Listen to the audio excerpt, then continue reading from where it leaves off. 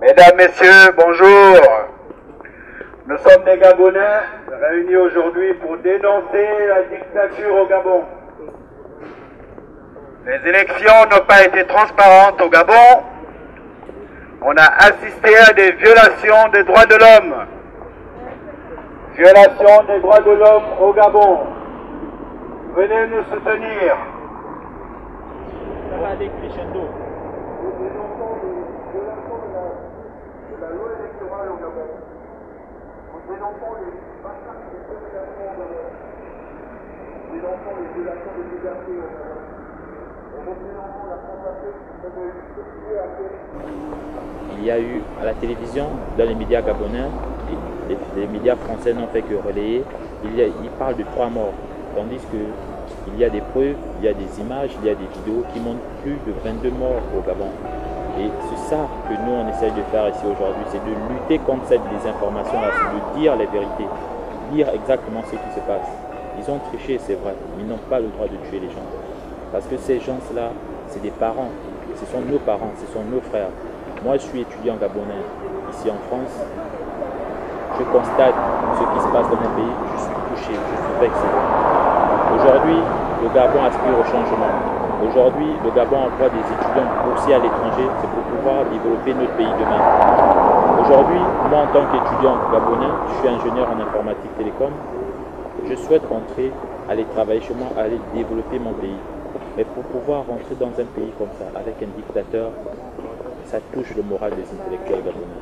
Les intellectuels gabonais n'accepteront jamais de servir un dictateur. Une vingtaine de victimes dont on n'en a nullement rien à faire dans les médias français. Les intellectuels gabonais n'accepteront jamais ce que la France fait actuellement.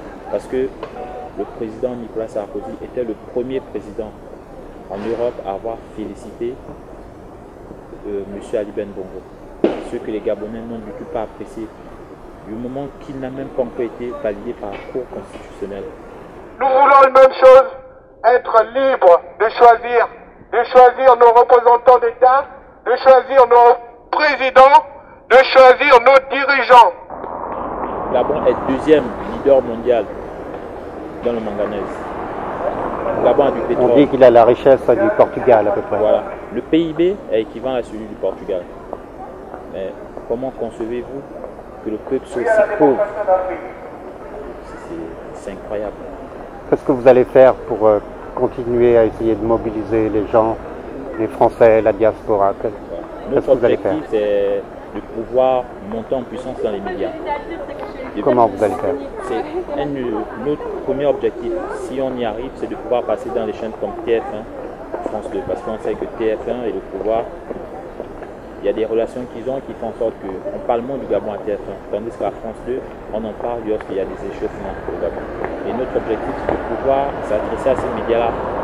Et actuellement, il y a une pétition qui est en train de circuler pour pouvoir adresser notre message à l'Assemblée, pour que l'Assemblée puisse tenir compte des problèmes des Gabonais. Et il y aura d'autres manifestations comme ça? Oui, il y aura d'autres manifestations à venir, puisque actuellement, il y a la Guinée qui est dans la même situation que nous.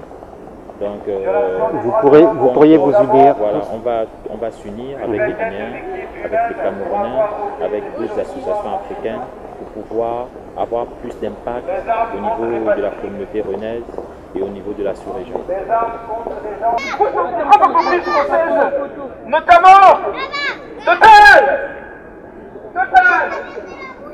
justement le groupe Bolloré, et Ahmed Araba. C'est eux qui décident de qui doit être le président au Gabon. Ça se fait qu'on ne voit pas plus de Gabonais en France pour manifester. À Rennes, on n'est pas très nombreux. Bon, c'est la même chose qu'on constate à Paris. C'est que les Gabonais ont le syndrome de l'époque Bongo. Donc, les 42 ans que le défunt président M. Omar Bongo, Ondimba, a passé au pouvoir, il y a eu une certaine éducation du peuple gabonais qui a fait en sorte que les Gabonais n'aillent plus aux urnes, qui a fait en sorte que les Gabonais ne croient plus au changement. Et lorsqu'on organise des sittings tels que celui-là, les Gabonais sont des pipistes. C'est ces 42 ans-là qui ont fait en sorte que les Gabonais pensent que ça ne va servir à rien. Tandis que... Et qu'est-ce que tu leur dirais alors à ces Gabonais? Moi je leur dirais, il faut qu'ils sachent que c'est en dénonçant, c'est en parlant, c'est en communiquant qu'on peut changer les choses, c'est pas en restant renfermé. Donc il faut commencer par communiquer, il faut commencer par s'adresser aux autres, s'adresser à ceux qui veulent bien nous aider, ceux qui connaissent, ceux qui conçoivent, ceux qui acceptent notre combat. C'est ça que je leur dis. Ok. Venez soutenir le changement pour que l'Afrique évolue, pour que l'Europe évolue. Pas de changement, immigration. Changement, pas d'immigration.